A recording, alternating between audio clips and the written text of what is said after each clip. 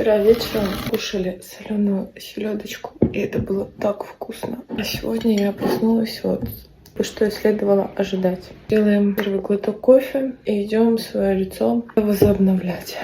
Кидываемся утренними витаминами. Делаем масочку, хотя пробуем. Меня кофе не бодрит, на самом деле, с утра. Наверное, маркетинговый ход. На меня, кстати, мало масок, которые более-менее сидят. Мне похер, мне главное, чтобы увлажнилась кожа.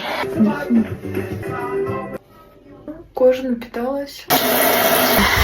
Я пока голову помыла, у меня ребенок там уже всю посуду разворотил на кухне. Вот оно, вот оно. Чтобы помыть голову, просто жертвуешь своей посудой. Кстати, это реально огромное заблуждение, кто считает, что жирную кожу не нужно увлажнять.